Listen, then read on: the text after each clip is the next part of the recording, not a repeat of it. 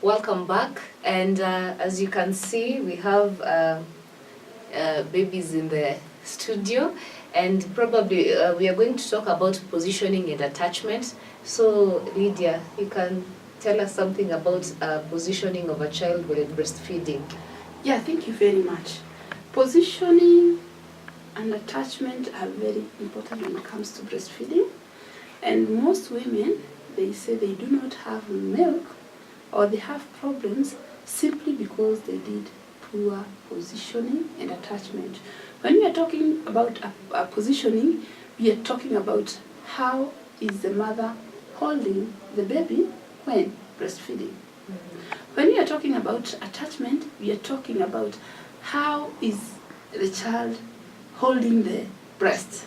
Yeah, attachment is about the mother holding the baby towards the breast, and that is positioning how you hold the baby, mother, and attachment is how the child holds the breast, and it's very important. When it comes to positioning, some women just hold the baby like this, and they can just start breastfeeding the child as they're talking. Yes. They continue having stories and breastfeeding the child. This is not a good positioning. We say the child should be held very close to the mother, and the child's stomach should be close to the mother's stomach. So if there are a lot of clothing here, the mother is supposed to remove some clothing, not so open, just remove them so that, and then turn the baby so that this stomach's baby is held close to the mother's stomach like that, you see? And then when holding the baby, some women hold the baby just the head like this. No, you're supposed to support the whole body, the head and the buttocks like this. You're supposed to hold the baby very close, and your hand should support the whole body of the baby so that the baby is very close to you. And you're supposed to sit well, or so that your back, you don't bend like this. If you bend like this when you're breastfeeding, you have back problems. So you hold the baby very close to you like that. And as you can look at this baby, we are able to look at each other because the child's stomach and my stomach are very close. So the child is looking at me. So when I'm doing the breastfeeding, the child will be very close. So that's what we're talking about, positioning. You see how I'm holding that baby? Okay. Not turning the head of the baby like this, so that when the child breastfeeding is like being like, it won't, the flow will not be very good. The child is supposed to be very comfortable, and the mother will also be very comfortable. When it comes to now attachment, how the child opens his mouth, the attachment of the baby. Some children, they just breastfeed on the nipple of the breast. That one we call it poor attachment. The child is poorly attached to the breast when the child just breastfeeds the nipple. And if you look at about the anatomy of the breast, the child will be able to take more milk when she holds the nipple and part of the breast. We call it the areola. The part of the breast is to be held, not just the nipple. When the child breastfeeds only on the nipple, the child won't get enough milk, and it will bring other problems. So you should at least position the child well, and also attach that breast well to the child's mouth. Yes. And what are the risks of not positioning your child well, and if the attachment is not done properly? Thank you very much. These are some of the reasons why, if you do poor attachment and positioning, this is one of the reasons why most women are not able to do exclusive after 6 months, because they will say, my child cries a lot, even after breastfeeding. After a few minutes, I take the child to sleep, and the child wakes up and starts crying. Yes, it's possible. If the child only breastfed on the nipple, it means the milk won't come out more. you'll only get very little milk. So the issues of milk production will go low because of that poor attachment. So the child will not even add weight as required. And the woman will assume, I don't have enough milk. Yet, the problem was how you attach the baby to the breast, in that there was no enough milk let down. There was no much milk coming out. The other problem is when the child breastfeeds on that nipple, the child, because of not getting enough milk, gets frustrated and somehow works on this nipple so much in that with the time it develops some cracks. And this is when the women get cracked nipples. They get sore nipples. The nipples, they feel very painful nipples.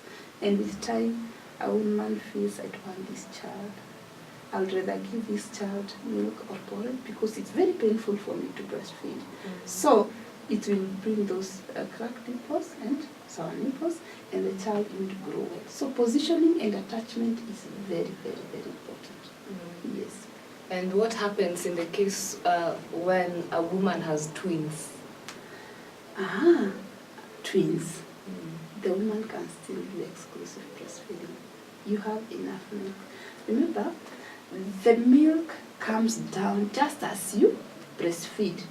If you breastfeed kidogo, the milk will come out kidogo. The more you breastfeed, the more milk comes out. So you can still breastfeed on your twins. They can breastfeed.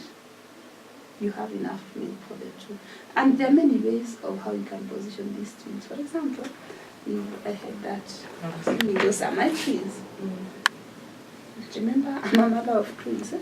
So I did it. Okay. I did it practically. They are big. It's a boy and a girl. Now they are big. And I did exclusive for them. I don't just teach. Just the other way, like the way I've held this baby. Let the head come like this. Oh, yeah, this one too? Yeah, this one position of how you can hold the twins. You can have this twin breastfeed on this breast. And you need to also position the child well. You can, holding the whole body, you can position this one. And then again, you can bring this one, and they are breastfeeding now. Okay. Can't you see they are breastfeeding? I see them breastfeeding. Yeah, that is one way you can position your twins.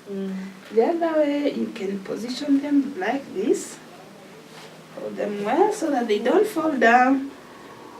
They can as well breastfeed like that. You hold them nicely, and they continue breastfeeding. So a mother with twins has enough milk for the two. Remember, hold this baby for me. Remember, the more you breastfeed, the more milk comes out. Yeah. So you can still breastfeed the two. I've done it. Yes. For my twins who are 11 now, 11 years, and they're big. In fact, twins, they require that more breast milk than anything else because sometimes some have bones, low birth weight, so the breast milk helps them a lot. So the mother just needs to eat well and have hot drinks like tea, porridge, soups, so that she can be able to have milk. And again, I normally say, breast milk is in your head. If you say, I don't have milk, and for sure you won't have milk. It's psychological. If you believe you have milk and put your children on the breast, continue breastfeeding, and you're positive about it, the milk just comes out. And remember, a mother's body can hide milk, just like a cow. A cow sometimes you can go milking, there's no milk, and the moment the cow sees the calf, the milk, now you'll see that calf breastfeeding and the milk is so much. You wonder where it came from. When you're breastfeeding, it was not there. Yes. So in the same way, when you look at your child, the milk comes out. So you can.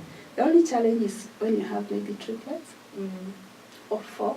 Yeah. In that case, you may not have, you may require an additional maybe milk substitute in that case. But for twins, you can have enough for the twins. And then mostly I usually see women after breastfeeding, probably you make your child to in an upright position. Most of the times they say it's because of the gas. Maybe you can tell us more about that. Yeah, when children are breastfeeding, sometimes they get that air. So once you have breastfed, it's good to just hold your child like this, as you normally see them, then just massage, and then the child will produce a sound like boo. Some gas will come out, and then you can let the child sleep. And we encourage women not to let children sleep like this, because maybe if the gas had not come out, so if you take your child to sleep like this, most likely when the gas will be coming out, it can come out with some milk and then go back and then choke the child. So it's good when the child is sleeping, at least Put them on a side. And sometimes they encourage to just put them sleeping down like this, as long as it doesn't face down like that. Sometimes other positions you can just hold on your laps and just massage, and then the gas comes out, and then the child can sleep, and then the child grows well. Okay. Yeah. So it's possible to breastfeed two children at the same time, for those people who have twins, and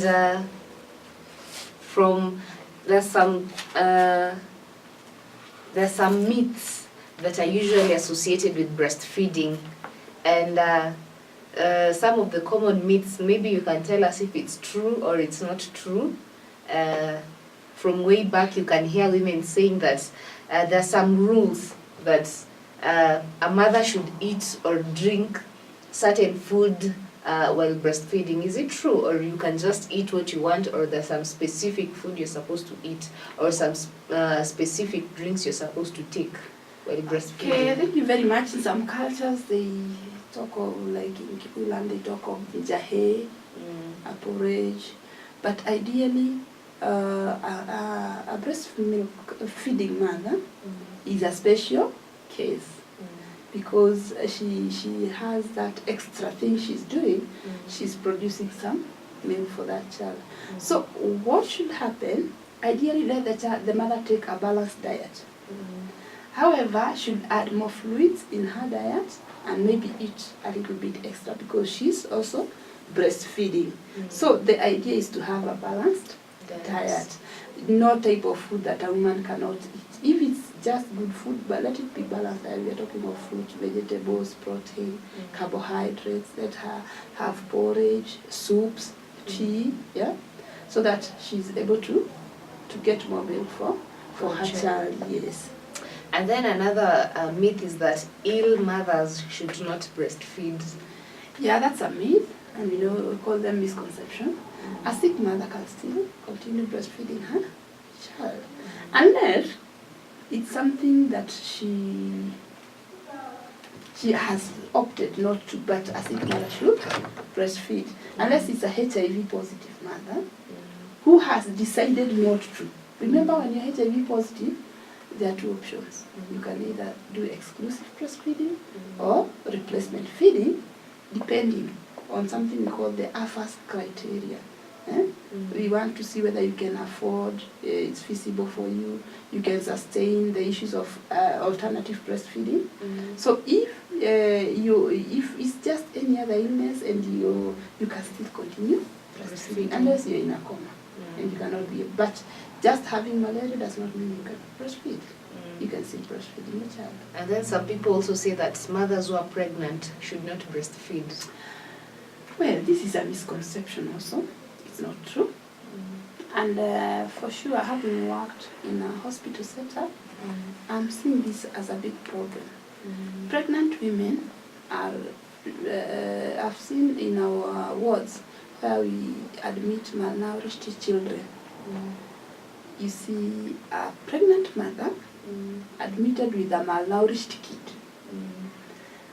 This mother believed that immediately she got pregnant, and maybe this other child was less than a year, she stopped breastfeeding this child. And they even believe that you're not supposed to sleep near that other child, because that other child will affect this baby I'm carrying. That's not true. There's nothing will happen to this baby you're carrying. And in fact, breastfeeding, when you're pregnant, it's helping this child who was still maybe less than 1 year to breast. You can continue breastfeeding when you're pregnant. Maybe towards delivery you can stop a little, and then later you can deliver and breastfeed now the two, the newborn and the other one. You can breastfeed them both. There's no harm in doing that. In fact, you help that other child. And then some people say that every baby needs water. And this is one reason why most women immediately after birth they give the water. This is not true. Okay, the water that is required if you're doing breastfeeding, that milk in breast milk, the water is in breast milk, we say it's a whole milk. It has enough water for that child. In fact, the breast milk has 3 types of milk. We have the first milk, it's very watery, so it has enough water. We have the middle milk and the high milk that has a lot of fat and growth factors. So the milk, the breast milk has enough water. You don't have to add more water to this child. Yeah, the milk quenches the thirst of the baby. And some people say that breast milk gives allergies to some babies. Yeah, some people believe so, but breast milk, in fact, it helps prevent allergies to babies. It's the opposite. Yeah. It prevents allergic reactions to foods, to babies. And then bottle-fed babies grow faster, are fatter and healthier. A myth of growing faster and fatter. Growing fat does not mean you're growing well. It is true, sometimes bottle-fed babies, they grow fat. They become obese. Obesity is not being healthy. So that growing fat does not mean you're growing healthy. When you breastfeed your child and you want to know whether the child is growing well, we have something called the clinic card of the baby, and there are those growth curves. So the child should be adding at least 500 grams every month. So if you take your child to the clinic, now the child has added 500 or more, that child is doing well. You should just concentrate on the graph. If the graph is growing just a good curve, you don't have any problems. Yes. And then others say that babies need more than breast milk, especially if they cry a lot. That is, if they cry a lot, give them more something else apart from breast milk. Is it true? It's not true. Children have different things that makes them cry. For example, maybe that child needs to be changed. Maybe it's just the diaper that is wet. Maybe the child just needs to be changed. Sometimes maybe it's that gas that is disturbing. The breast milk is just enough for that baby. That child doesn't need anything else. Yeah, and then another one. Once breastfeeding is stopped, breastfeeding cannot be started again.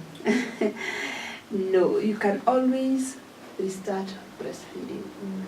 In fact, you can leave your child today. You go. You come after 5 days. You continue breastfeeding. The only thing you need to do while you're away, if you still need to have enough milk for the baby when you come back, wherever you are, go express that milk. And maybe if you don't have anywhere to keep, you can just discard, so that when you come back, after 5 days, you can breastfeed your child. So you can resume breastfeeding that milk. In fact, my own experience, I happened to go outside the country for 8 days, and my child was 8 months, and I left the child in the country. So when I came back, in fact my mother, they were telling me, you can't return this baby to the breast. And I told them, no, my child has to breastfeed. While I was just expressing and discarding the milk. When I came back, the milk was there, and I continued breastfeeding my child. And then there's So you another. can continue. Okay, there's another one that I also heard, that every time before you breastfeed, you must wash your breast. Are you supposed to do that? No. What you need to do is wash your hands, not your breast. See, your breast, in fact, produce your milk. You say it has the antibodies. So that small milk that it produces is an antibody on itself. You don't need to wash your breast every time. Yeah. Okay. Again, you don't have to stay very dirty that you're not taking a bath, but you don't have to wash your breast every time you're breastfeeding. You can only wash your hands. Yes. And then last but not least, this one is a bit controversial. Breastfeeding may spoil a woman's figure. Yeah, this is a misconception also. We have that which we call biological time clock. Your cells, at one point, they'll behave in a way that you grow. They fear growing old. Okay, once you get pregnant, of course your shape, it becomes different because you grow big, and probably your stomach. So already by being pregnant, your figure was disfigured. But with the time it can still come back. However, even if you look at those women who have never delivered, their breasts do not remain the same forever. At one point they sag, and this is what they are fearing, the sagging of the breast. Whether you breastfeed or not, your breast at one time they will do what? They will sag. So just breastfeed your baby and have some nice breasts. You still maintain your figure. And if you're fearing for being obese, go to the gym, have a balanced diet, and you still have your figure. We have women who have even 10 children, and when you look at them, you think they're girls. Yeah. Because they maintain their figures. If the breasts are falling somewhere, just use a nice brand, you look good. Well, today we've been talking about breastfeeding, so probably do you have any parting shots and advice you can give to women out there concerning breastfeeding?